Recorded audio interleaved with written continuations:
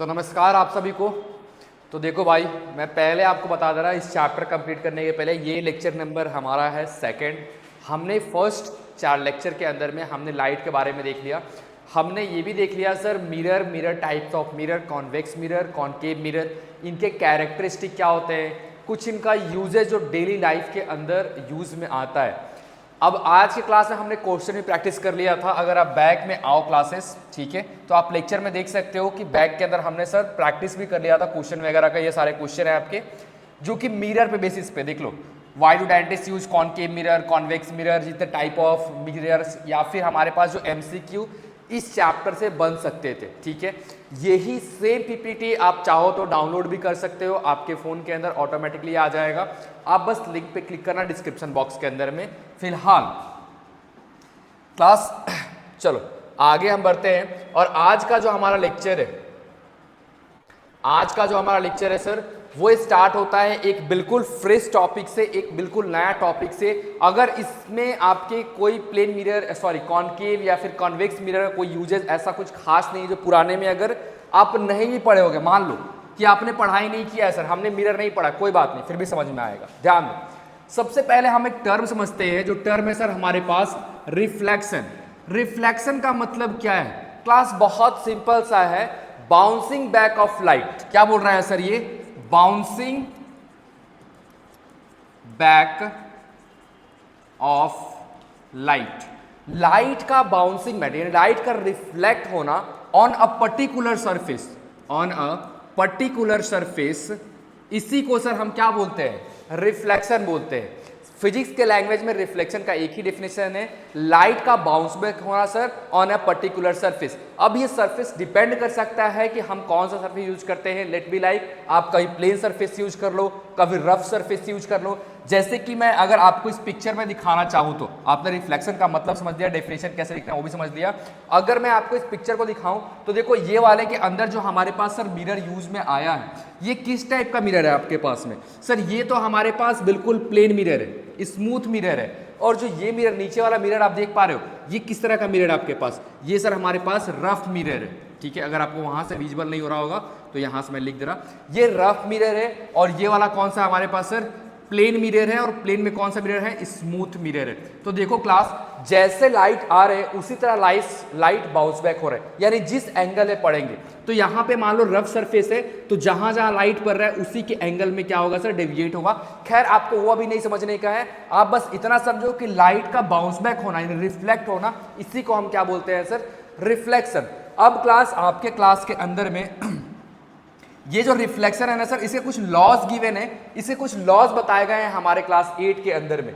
Okay, एक चीज और क्लियर कर दूं, चाहे इस ब्रांच के बच्चे इस वीडियो को देख रहे हो, छपड़ा ब्रांच के या फिर गरखा ब्रांच के, आपके जो टॉपिक है क्लास 8 का वो पूरा हमने कवर अप करा है, ठीक है। तो एनसीईआरटी के साथ साथ आपका बुक भी कवर है।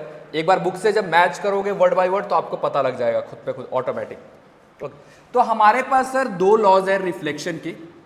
आपने समझ लिया, ये बाउंस बैक होने के 2 लॉज है। पहला लॉज हमारा ये बोलता है कि द एंगल ऑफ इंसिडेंस वो इक्वल होगा सर किसके? एंगल ऑफ रिफ्लेक्शन के। कौन सा angle sir? Angle I equal होगा एंगल आर से। ओके, रिफ्लेक्शन को हम आर से भी डिनोट करते हैं और इंसिडेंट को हम आई से भी डिनोट करते हैं। सर ये इंसिडेंट रिफ्लेक्टेड क्या है बताएंगे, आपको टेंशन नहीं लेने का। मान लो हमारे पास क्लास ये प्लेन मिरर है, ठीक है, हमने प्लेन मिरर बनाया। खैर ये टेढ़ा बन जा रहा, पता नहीं क्यों। चलो मैं पेन का उल्टा साइड पकड़ा। ये सर हमारे पास प्लेन मिरर है, ठीक है। अभी हमने पढ़ा कि लाइट आया और ये बाउंस बैक हो गया, इसको हमने बोला रिफ्लेक्शन, ठीक है। फर्स्ट लॉ बोल रहा है आपका, लॉ क्या बोल रहा है रिफ्लेक्शन का? कि एंगल ऑफ इंसिडेंस यानी जो लाइट आया है, जो लाइट आपका आया है उसको हम क्या बोलते हैं? इंसिडेंट रे बोलते हैं। क्या बोलते हैं सर इसको? हम लोग इंसिडेंट रे बोलते हैं। और जो लाइट आपका जा रहा है, रिफ्लेक्ट बैक हो रहा है, उसको हम लोग रिफ्लेक्टेड रे बोलते हैं। क्या बोलते हैं क्लास? Reflected ray. लिखे, ये सब लिखा हुआ है इसलिए मैं इतने तेजी से नहीं लिख पा रहा, तुम क्या लिख के करो वहां पे। तो इसको हम इंसिडेंट रे और इनको हम क्या बोलते हैं? Reflected ray. अब बोल रहा है कि जो एंगल होगा इनके बीच का, यानी जितना एंगल ये बनाएगा, मान लो ये 60 डिग्री इधर साइड से बढ़ रहा है, तो इधर साइड रिफ्लेक्टेड रे भी कितना बनाएगा सर? 60 डिग्री बनाएगा। एक और सिनेरियो ले लेते हैं, एक और हमने मिरर बनाया। अब हम मान लेते हैं क्लास की इधर साइड जो एंगल ऑफ इंसिडेंस है वो है सर हमारे पास 30 डिग्री, तो एंगल ऑफ रिफ्लेक्शन कितना होगा आपके पास में? 30 डिग्री। यही तो आपका लॉ बोल रहा है कि जो एंगल ऑफ इंसिडेंस होगा एंगल ऑफ रिफ्लेक्शन भी वही होगा आपके पास में। दूसरा लॉ क्या बोल रहा है, एंगल ऑफ इंसिडेंस और एंगल ऑफ, देखो सबसे सिंपल सा याद रखो, इंसिडेंट रे, नॉर्मल्स और हमारा रिफ्लेक्टेड रेज, ये तीनों एक प्लेन पे लाई करते हैं। किस पे लाई करते हैं सर, तीनों एक के एक प्लेन पे लाई करते हैं। मैं आपको एग्जांपल के तौर पे समझाना अगर चाहूँ तो, इसको देखने के लिए एक एक्टिविटी भी आप परफॉर्म कर सकते हो, अभी करेंगे थोड़ी देर में, फिलहाल अभी आप समझो।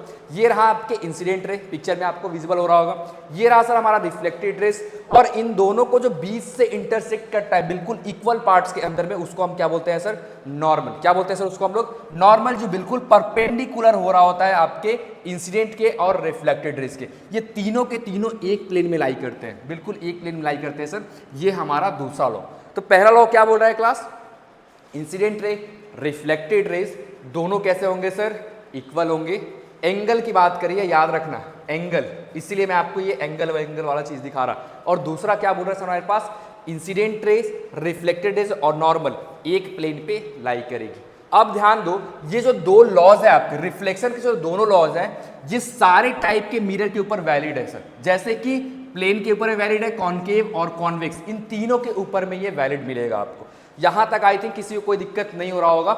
ये पिक्चर भी मैंने आपको क्लियर करा दिया कि incident ray, reflected raise rough surface पे इवेंचुअली आएगा। जैसे कि मान लो कि आप, अगर मैं इस चीज को और भी थोड़ा अच्छे से इलेबोरेट करने की अगर कोशिश करूं तो ध्यान दीजिए क्लास। आप मान लीजिए मैंने आपको, ये हमारे पास सर एक मिरर है, ठीक है। तो एंगल ऑफ जब लाइट्स आएगी तो इसके सरफेस रफ होने की वजह से डेविएशन भी अलग अलग एंगल पे लाइट का होगा। सेम एंगल पे लाइट का डेविएशन पॉसिबिलिटीज नहीं है। तो डिपेंड करता है सर हमारा रिफ्लेक्शन कौन से सरफेस पे हो रहा है। On the basis of that angle of incidence, angle of reflection क्या होगा सर, वेरिएशन में आएगा। तो यहां तक आई थिंक क्लास आपका क्लियर होना चाहिए। नेक्स्ट हम एक एक्टिविटी परफॉर्म करते हैं इस चीज को और अच्छे से समझने के लिए। क्या करेंगे उस एक्टिविटी के लिए, तो हमने उस एक्टिविटी के लिए कुछ चीजों का जरूरत पड़ेगा एक्टिविटी परफॉर्म करने के लिए। जैसे कि एक प्लेन मिरर चाहिए होगा जो कि घर के अंदर अवेलेबल होगा, सिंपल समझो। एक स्टैंड चाहिए होगा, नहीं भी रहा तो भी उसका जुगाड़ लगा लेंगे अपन, ऑलरेडी तो हमें पता ही है। टॉर्च, कॉम्ब यानी बाल जो हम झाड़ते हैं, कंघी, वो चाहिए होगा। एक ब्लैक पेपर चाहिए होगा हमें, और व्हाइट सीट ऑफ पेपर चाहिए होगा। ये बस इतना 4 मटेरियल तो मैं रिक्वायर्ड होगा और हम परफॉर्म कर पाएंगे। सॉरी 5 मटेरियल है। तो देखो आप अगर पिक्चर के अंदर मैं आपको दिखाना चाहूँ क्लास, तो हमें करना क्या है, मान लो जो आप कंघी ले रहे, ठीक है, अब बस ध्यान समझना। हमने कंघी को यहाँ पे रख दिया, तो कंघी के अंदर बहुत सारे ऐसे ऐसे लाइट आने की आपके ऐसे बोल सकते हो, लाइट को पास ऑन करने के लिए कंघी में एक बीच का पतला सा स्पेस हो रहा होता है, ठीक है, ये आपको दिख पा रहा होगा। तो और बाकी जो कंघी में सर स्पेस है ना, बाकी जो हमारा, मान लो कि हमारा ये पूरा कॉम्ब है, ठीक है, मैं थोड़ा बड़ा बड़ा बना रहा है ये सर, खैर इतना बड़ा कॉम्ब तो एनिमल्स के पर्पस के लिए यूज में आता होगा। हमें इस दो पार्ट से लाइट को पास ऑन कराने का है, तो बाकी वाले पार्ट के ऊपर में हम क्या करेंगे सर, ब्लैक पेपर यूज कर लेंगे, जो हमने यहाँ पे लिया है। क्या यूज कर लेंगे सर, ब्लैक पेपर को यहाँ पे यूज कर लेंगे कवर अप करने के लिए। और हमने क्या रख दिया सर, टॉर्च के सामने। तो अब इस वाले पार्ट से जब लाइट निकलेगी, और हमें क्या करना है सर, हमें एक प्लेन मिरर ले लेने का है, और इसके पीछे, प्लेन मिरर के पीछे हमने क्या लगा देने का है, स्टैंड लगा देने का है। क्या लगाएंगे हम लोग क्लास, स्टैंड को लगाएंगे। अब जब लाइट इससे पास होगी और जब ये मिरर के ऊपर जाएगी, तो आपको देखने को मिलेगा कि सेम एंगल से क्या हो रहा है सर, ये रिफ्लेक्ट बैक हो रहे हैं। क्या हो रहा है सर, सेम एंगल से रिफ्लेक्ट बैक हो रहे हैं। तो ये आपको दिखाता है कि जो हमारा फर्स्ट प्रिंसिपल था वो बिल्कुल सही बोलता था कि एंगल ऑफ रिफ्लेक्शन इक्वल होता है angle of angle of incidence equal होता है एंगल ऑफ रिफ्लेक्शंस के। और फिर दूसरा हमारा क्या बोलता था कि अगर क्लास आप देखो यहाँ पे, तो इस रिफ्लेक्शन में जो लाइट यहाँ से निकल करके आएंगे और जो लाइट जाएगा रिफ्लेक्ट होने के बाद प्लेन मिरर से, ये सारे के सारे सेम प्लेन पे, कोई आपको इधर या फिर इधर या फिर इधर इस तरह का लाइट आपको देखने को नहीं मिलेगा। तो हमारा सेकेंड नंबर क्या बोलता है equation, second number sir laws बोलता है कि इंसिडेंट रेज, रिफ्लेक्टेड रेज और नॉर्मल, ये सब एक ही प्लेन के ऊपर में लाई करेंगे, ठीक है। जब हम प्लेन की बात कर रहे हैं तो हम डायमेंशन की बात कर रहे हैं, ठीक है। ये डायमेंशन वाला सीन है, तुम्हें याद होगा तो ठीक है, नहीं तो खैर अभी तुम्हारे बस की बात तो नहीं है। तो ये हमारे एक एक्टिविटी है जो बुक के अंदर गिवन है। इस तरह से हम कुछ परफॉर्म करेंगे मिरर के रिफ्लेक्शन को देखने के लिए, पाथ को देखने के लिए एक्चुअली, कि कैसा पाथ फॉर्म्ड करता है मिरर। एक्चुअली आप इस पिक्चर से पाथ का भी आइडिया लगा सकते हो। ये रहा आपका इंसिडेंट, ये रहा आपका रिफ्लेक्टेड। चलो क्लास, अब देखते हैं reflection in a different mirror. हम तीनों मिरर को लेते हैं सर। हमने 3 मिरर पढ़ा था। पहला मिरर था हमारे पास प्लेन, कॉनकेव एंड कॉन्वेक्स। अब तीनों के ऊपर देखते हैं सर हम। फिर से मैं आपको लॉ फिर से बता रहा। फर्स्ट लॉ क्या बोलता है? Angle of incidence is equal to angle of reflection. दूसरा लॉ क्या बोलता है? इंसिडेंट रे, रिफ्लेक्टेड रेज और नॉर्मल तीनों एक प्लेन पे लाई करते हैं। ठीक है, तो सबसे पहले हम देखते हैं सर प्लेन मिरर के ऊपर में, तो जो भी लाइट रेज इसके ऊपर आ रही है वो सेम पाथ से क्या होगी सर? रिटर्न होगी। मान लो लाइट यहां से आया तो वापस भी फिर इसी पाथ पे जाएगा। लाइट इस पाथ से आया, क्यों सर? क्योंकि मिरर का यही फॉर्मूला है हमारे पास, रिफ्लेक्शन का यही हमारे पास लॉज है कि जितने भी लाइट आएंगे वो सेम पाथ से क्या होगा सर? ट्रैवल होगा। ये किसमें वैलिड है हमारे पास क्लास? प्लेन मिरर की। बट जैसे हम बात करेंगे आपके कॉनकेव मिरर की, तो हमने बात किया था, याद करो, ये जो सर कॉनकेव मिरर होते हैं ये होते हैं आपके कन्वर्ज मिरर। क्या होते हैं सर? ये कन्वर्ज मिरर, यानी जितने भी लाइट आ रही होती है, सारी लाइट देखो, यहाँ से लाइट आएगी, यहाँ से लाइट आएगी, यहाँ से लाइट आएगी, अलग एंगल से लाइट आ रही है। और जब ये स्ट्राइक करेंगे किसके ऊपर सर? कॉन्वेक्स कॉनकेव मिरर के ऊपर में, तो सारी लाइट एक पॉइंट पे जाके मिलेगी। कहाँ पे मिलेगी सर? एक पॉइंट पे जाकर के मिलेगी। और इस पॉइंट को हम बोलते हैं फोकस। क्या बोलते हैं क्लास? इसको हम लोग फोकस मिलते हैं। तो लाइट को कन्वर्ज कराने का काम आ रहा है, जिसके वजह से ये कॉनकेव मिरर किसके अंदर यूज में आता था? बताओ आप, किसके अंदर यूज में आता था सर? इसको कॉनकेव मिरर को हम लोग कार के हेडलाइट में यूज करते थे। किसमें सर? कार हेडलाइट में। अब तो तुम्हें समझ में आ गया होगा कि हेडलाइट के अंदर क्यों यूज करते हैं, क्योंकि हमने एक बल्ब यहाँ पे सेट किया। अब जितने भी रेज होंगे सारे एक पॉइंट में मिलेंगे, तो हमारी कार की जो लाइट है उसकी इंटेंसिटी ज्यादा होगी, हम ज्यादा दूर तक चीजों को देख सकते हैं। वही काम हम कॉन्वेक्स मिरर के ऊपर नहीं कर सकते। अब थोड़ा सा हम आ जाते हैं सर कॉन्वेक्स मिरर के ऊपर में। कॉन्वेक्स मिरर क्या बोलता है? तो देखो, अब इसमें जितने भी लाइट आएंगे, आपके जितने भी लाइट आएंगे वो सारे के सारे डिफरेंट एंगल पे पास ऑन करेंगे। कैसे सर? नहीं समझे, फिर से बताइए आप जरा। मैं देखो, ये आ रही है, मान लो लेट बी लाइक 20 डिग्री पे, ये तुम्हें दिख रहा होगा 90 डिग्री पे। ठीक है, इसको हम मान लेते हैं 45 डिग्री पे। तो भाई हमारा लॉ क्या था? हमारा लॉ क्या था? Angle of reflection, angle of incidence is equal to angle of reflection. तो ये डिफरेंट एंगल पे क्या करेगी? लाइट को डाइवर्ज करेगी, जिसके कारण ये सारे लाइट को क्या कर रही है सर? डाइवर्ज करने की काम कर रही है। इसलिए हम इसको क्या बोलते हैं? देखो अब तीनों में एक बार डिफरेंस समझ लो। क्या बोल रहा है convex mirror? When multiple parallel lights, बहुत सारे मल्टीपल पैरेलल लाइट्स बीम आ रहे हैं, fall on a convex mirrors, they reflect beam of diversion, diverge. तो ये डाइवर्ज बीम को निकालेगी बाहर। डाइवर्ज का मतलब रेज अलग अलग डायरेक्शन में मूव करेंगे। आई थिंक यहां तक सबको क्लियर होना चाहिए क्लास। 2-3 चीज चेंज कर देना। जब हम बात करेंगे आपके प्लेन मिरर का, तो when plane mirror parallel beam of lights fall on a plane mirror, the reflected beam remains parallel. तो वापस से क्या हो जाएगी सर? पैरेलल में ही जाएगी, क्योंकि हमारा फर्स्ट लॉ तो यही बोल रहा है। सेकेंड में क्या है सर? व्हेन मल्टीपल, पार्लर नहीं पैरेलल है, अच्छा वो टाइपिंग मिस्टेक हो गया होगा, आप लिख लेना। Parallel beam of fall on a concave. Okay, 1-2 जगह मिस्टेक निकला मेरे को, या ये फर्स्ट पीपीटी के अंदर मिस्टेक निकल रहा है। तो देखो, अब when multiple parallel beam of fall on a concave mirrors, उस समय क्या होगा? हमारे जितने भी रिफ्लेक्टेड बीम है वो क्या हो जाएंगे सर? कन्वर्ज हो जाएंगे, यानी सारे के सारे एक जगह आ जाएंगे। बट वही हमारे कॉन्वेक्स मिरर के अंदर नहीं हो। कॉन्वेक्स मिरर के अंदर क्या हो जाएंगे सर? ये स्प्रेड आउट हो जाएंगे। एग्जाम्पल कुछ बता दो कॉन्वेक्स मिरर के।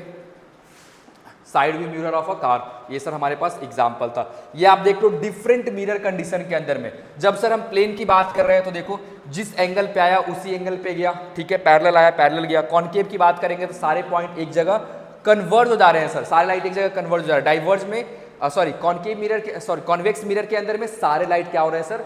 डाइवर्ज हो जा रहे हैं हमारे पास में। ठीक है, तो ये आपको अलग अलग मैंने रिफ्लेक्शन दिखा दिया। अब मैं एक चीज आपको समझा रहा हूं, रिफ्लेक्शन आपके बुक में ज्यादा गिवन नहीं है क्लास। ठीक है, जितना ही पढ़ा रहा है यूट्यूब के ऊपर जाकर देखो, 40 मिनट 35 मिनट के अंदर आपके वीडियो खत्म है पूरे चैप्टर। फिर भी मैं तो क्वेश्चन वगैरह लेकर के समझा के थोड़ा नीचे लेके जा रहा है इसको।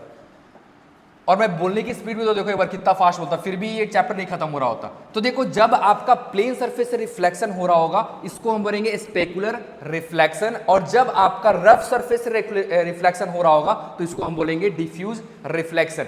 इन दोनों के बारे में आपको क्लास 11th का डिटेल पढ़ना है, 10th तक भी डिटेल्स नहीं पढ़ना है। खैर अभी समझ गए तो बढ़िया है। प्लेन सरफेस से स्पेकुलर रिफ्लेक्शन और डिफ्यूज रिफ्लेक्शन, अगर कोई बंदा पूछा किसी बुक के अंदर आया तो आपको पता होना चाहिए। ना शब्द का कोई तो इस्तेमाल करना ही नहीं, वो पसंद आता ही नहीं। ना शब्द तो लास्ट में बोलते हैं ना, हार तो कब मानेंगे जब होगा ही नहीं, फिलहाल हार क्यों मानने का अभी। नेक्स्ट क्लास, चलो अब ये हमारे पास कुछ लास्ट सा पॉइंट रहा। हम एक एक्टिविटी परफॉर्म करते हैं सर जिसमें हम फोकस करेंगे। क्या फोकस करेंगे सर? हम सनलाइट को फोकस करेंगे कॉनकेव मिरर से और फिर देखेंगे कि हमारा लाइट का क्या हो रहा है। तो हमने एक एक्टिविटी परफॉर्म करा सर। क्या परफॉर्म करा हमने? एक एक्टिविटी परफॉर्म करा। तो जब क्लास आप देखा होगा बचपन में कि जिससे कि आपके कंपास वगैरह के अंदर गिवन रहते हैं सर, जिससे कि हम पेपर वगैरह को जूम करके देखते हैं। मैग्नीफाइंग ग्लास इसको बोलते हैं। क्या बोलते हैं क्लास इसको हम लोग? Magnifying glass. जब तुम सनलाइट को इससे लेकर के आओगे, और मैग्नीफाइंग ग्लास क्या है आपके पास? Concave mirror. क्या है सर ये? Concave mirror. और सर अभी हमने पढ़ा कि ये जो कॉनकेव मिरर होते हैं ना, ये लाइट को क्या करते हैं? कन्वर्ज करते हैं। क्या करते हैं क्लास? ये लाइट को कन्वर्ज करने का काम करते हैं। तो देखो सन से जो भी लाइट अब आएगी, ये सारे लाइट को क्या करेंगे सर? एक जगह कन्वर्ज करने का काम करेंगे, जिसके कारण ये जो पेपर है, ये पेपर ये क्या हो जाएगा सर? जल जाएगा। यानी आप ऐसे बोल सकते हो कि कॉनकेव मिरर का या फिर मैग्नीफाइंग ग्लास का एक पावर है, एबिलिटी है टू इग्नाइट पेपर। और ये पेपर इग्नाइट क्यों हो पा रहा है? क्योंकि इसके पीछे लॉज है हमारे पास कि जो भी लाइट आएगी वो लाइट कन्वर्ज हो जाएगी। किससे पास होगी? तो कॉनकेव मिरर से। अच्छा मैं ये बताओ कि मैं ये कॉनकेव मिरर को हटा करके अगर प्लेन मिरर कर देता तो क्या ये पेपर जलता नीचे? सर पॉसिबिलिटी नहीं जलता पेपर हमारे पास। अगर डाइवर्जिंग करता तो सर ये लाइट वापस चली जाती। ठीक है, ये लाइट वापस चली जाती और नीचे जाती तो जलने का चांस उससे भी कम हो जाता। तो पेपर सबसे ज्यादा किससे जल सकता है? कॉनकेव मिरर से। ठीक है, तो मैंने एग्जांपल दिया आपको। एक और एग्जांपल मैं आपको दिखाता हूं। देखो सोलर कुकर के बारे में सब लोग सुने। ठीक है, ये केतली वाला तो मैं उठा के लाया गूगल से। एआई का दिख नहीं रहा तुम्हें? ये तीनों में डिफरेंस तुम्हें देखने को मिलेगा, एआई का इमेज है। अब ध्यान दो इसमें होता क्या है। ये भी सर हमारे पास कौन सा मिरर है? कॉनकेव मिरर है। इसमें भी लाइट आएगी, रेज आया रेज आया रेज आया, और सब रेज कहाँ पे जाएगा सर? एक पर्टिकुलर पॉइंट पे जाएगा। यही तो बोलता है कॉनकेव मिरर के अंदर। और यहां से इस कुकर में क्या होगा सर? हीट प्रोड्यूस होगा, जिसके वजह से हम खाना पका सकते हैं। यहां तक कोई दिक्कत नहीं। वही सेम फंडा आपकी इसके केतली में भी है। जो भी लाइट रेज आएंगे सन के, वो सारे के सारे एक पॉइंट पे जाएंगे, क्योंकि सर ये कॉनकेव मिरर है। और केतली के अंदर आप क्या कर सकते हो सर? चाय बना सकते हैं। Class done. यहां तक आई थिंक क्लियर होगा। अब एक बार टर्म पर लेते हैं, क्या बोलता है टर्म आपका? Okay, concave mirror possesses a unique ability to concentrate parallel rays of light to a single focus point. This concentration of light generates significant heat enough to ignite paper. जो मैंने बताया आपको कि जो कॉनकेव मिरर होते हैं sir, उनकी एक एबिलिटी होती है, उनकी एक प्रॉपर्टीज होती है कि जो भी पैरेलल लाइट आएंगे, जो भी बीम लाइट उनके पास आएंगे, वो सारे बीम लाइट को एक जगह क्या करेंगे सर? कॉन्सेंट्रेट करेंगे, जिनके वजह से पेपर के अंदर इतना सिग्निफिकेंट हीट जनरेट होगा, जिसके कारण पेपर के अंदर से क्या लग सकता है सर? आग लग सकता है। This fundamental principle is harness in various application. अब यही जो मैं आपको समझाने की कोशिश किया, ये जो कॉनकेव जिससे कि लाइट जल जाएगी, यही प्रिंसिपल आपके बहुत वेरियस एप्लीकेशन यानी यूज में आते हैं नॉर्मल यूज के अंदर में। जैसे कि sir solar concentrator use for cooking and या फिर generating electricity even in a power solar furnace capable of melting ice. तो इन सब के अंदर यही एप्लीकेशन आपको देखने को मिलता है। हमने क्या किया सर? लाइट एनर्जी को एक जगह कन्वर्ज किया, एक पर्टिकुलर पॉइंट पे कन्वर्ज कर दिया, और उससे सर हम इलेक्ट्रिसिटी प्रोड्यूस करते हैं, जैसे सोलर हमारे घर के ऊपर जो लगा होता है, या फिर सर हम क्या करते हैं? कुकिंग पर्पज के लिए भी यूज करते हैं। तो आई थिंक यहां तक क्लास आपको क्लियर होगा पूरी तरह से। हमने क्या पढ़ा है सर? अब डायरेक्टली क्वेश्चन के ऊपर जंप कर लेते हैं। हमारा टॉपिक होता है रिफ्लेक्शन का, सॉरी रिफ्लेक्शन के यहाँ पे खत्म होता है टॉपिक। नेक्स्ट अगर कुछ डाउट रहे तो डाउट उसमें डाल देने का है। First question, the first law of reflection state that. क्या बोला था? मैंने बताया था, देखो एल से आई लिखते हैं यानी एंगल ऑफ इंसिडेंस। इसको हम क्या बोलेंगे सर? लिख ही देता, वरना बोलोगे सर बताते नहीं। और एल आर का मतलब होता है एंगल ऑफ रिफ्लेक्शन। ठीक है, देख लेना।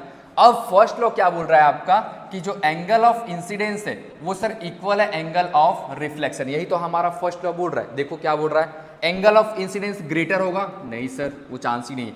एंगल ऑफ इंसिडेंस इक्वल होगा एंगल ऑफ रिफ्लेक्शन का, तो हमारा आंसर क्या होगा sir, B number.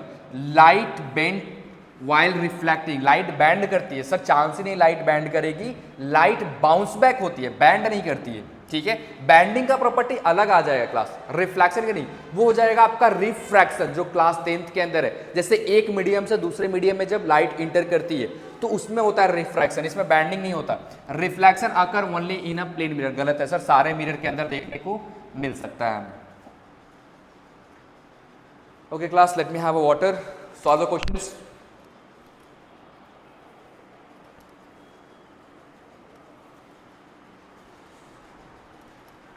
Okay, second number question क्या बोलता है क्लास आपका, देखो एक बार सर। सेकेंड नंबर क्वेश्चन है, according to the second laws of reflection the incident rays, reflected rays and normal all lie in a different plane, same plane, different plane पे, नहीं सर।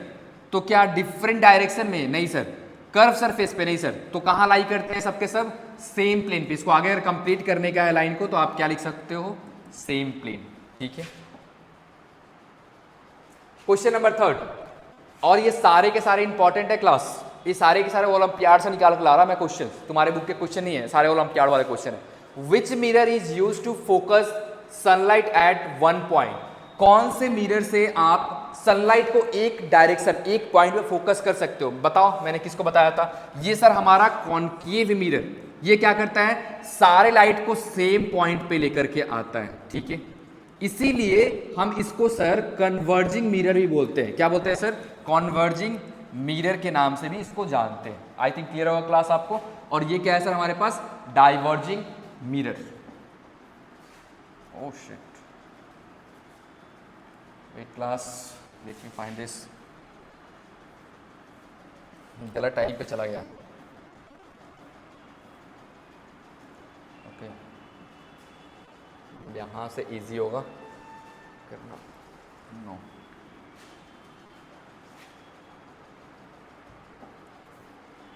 ओके क्लास, तो हमारा ये solve हो गया। हाँ, state the two laws, हमने ये सॉल्व कर लिया सर। ये ऐसा क्यों हो रहा है, डोंट नो व्हाई।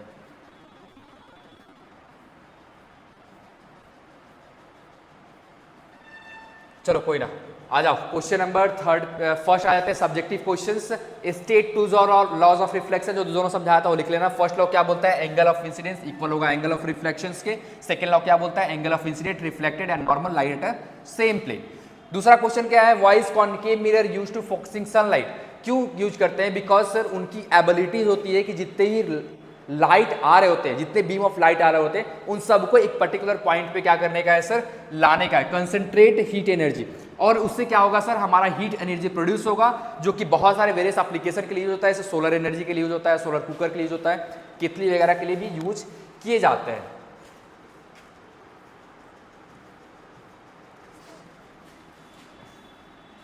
ये फर्स्ट टाइम ऐसा हो रहा है, डिस्प्ले ऐसा कर रहा है। Okay, question number third, what precaution should be taken while performing the sunlight focusing experiment with a concave mirror। जब ये कॉनकेव मिरर से आप सनलाइट वाला एक्सपेरिमेंट कर रहे हो तो कुछ आपको चीज़ों को ध्यान रखने का, प्रिकॉशन लेने का है, जिससे कि आप हार्म नहीं आओगे। पहला कि डायरेक्टली इस कॉनकेव मिरर से, यानी मैग्नीफाइंग ग्लासेस से सन को कभी नहीं देखने का, या फिर किसी भी कॉनकेव मिरर से आपको डायरेक्टली सन को नहीं देखने का। सोचो सन को देख रहे हो ऐसे आसमान के ऊपर में, तो सारे लाइट कहाँ आ रहे हैं, आपके आंख के अंदर आ रहे हैं, तो आंख क्या हो जाएगा सर, डैमेज हो जाएगा हमारा। Do not point the focus light at any person, दूसरे के ऊपर भी नहीं करने का है, अपने ऊपर भी नहीं कर रहे, दूसरे के ऊपर भी नहीं करने का है। वरना सर नहीं, हम अपने ऊपर तो नहीं करेंगे लेकिन दूसरे के ऊपर जरूर करेंगे, वो काम नहीं, वो भी काम नहीं करने का। Perform the experiment under the supervision of a teacher, यानी ये जो एक्सपेरिमेंट था सनलाइट वाला, जिसे पेपर हम बर्न कर सकते हैं, वो टीचर की निगरानी में करने का है। खुद अकेला बैठ के मत करने लगना, कि है सर बचपन में कर चुके आपके बताने के पहले, मैंने खुद ही करा है। Handle the mirror carefully to avoid breakage, यानी मिरर को अच्छे से लेके चलो ताकि जो अब एक्टिविटी हम परफॉर्म करेंगे ना उसको वो ब्रेक नहीं कर जाए। Keep flammables materials away except the material being used for the demonstrations, जब ये डेमोन्स्ट्रेशन हम कर रहे होंगे, जब रिफ्लेक्शंस वाला, तो उसके आसपास में जो भी ऐसा कोई चीज हो जो कि जल सकता है, उन चीजों को हटा दो। फ्लेमेबल का मतलब क्या हो सकता है सर, जो जल सकता है, इसमें आग लग सकती है, सिर्फ उसी चीज को रखो जो मटेरियल आपके क्या है सर, रिक्वायर्ड है। नेक्स्ट क्लास अब आपका बचा लेंस, ठीक है। तो हमने मिरर पढ़ लिया, हमने सर रिफ्लेक्शन पढ़ लिया। अब लास्ट क्लास हमारे पास रहेगा स्फेरिकल मिरर का, जो कि हम कवर करेंगे। ध्यान देना क्लास, ये जो वीडियो बना रहा मैं, इसका एक ही मकसद है वीडियो बनाने का। मैं कभी YouTube पे ऐसा नहीं कि मुझे YouTube के ऊपर में ही अपने चैनल को ग्रोथ दिखाने का या फिर रिजल्ट करने का। मैं बस एक ही चीज़ चाहता कि जो बच्चे मेरे से पढ़ रहे हैं, ठीक है, वो ऑनलाइन के लिए भी कहीं और नहीं जाए, उनको ऑफलाइन ऑनलाइन हर तरह का कंटेंट, चाहे जिस भी तरह का तुम खोजो, सारे तरह का कंटेंट मैं तुम्हें ला के देने के लिए कैपेबल्स हो। तो why to search some others, वो देखने की जरूरत नहीं है तुम्हें क्लास, तुम बस यहाँ फोकस रखो। और सारे बच्चे, मैं बता रहा, अभी आने के टाइम पे एग्जाम भी लेंगे इसका चैप्टर का, आपका पीरियड 2 के अंदर ये चैप्टर आपका आ जाएगा। 1-2 लेक्चर और है इस चैप्टर के अंदर में, और ये चैप्टर हमारा खत्म। चलिए मिलते हैं क्लास आपको दूसरे लेक्चर के अंदर। राधे राधे।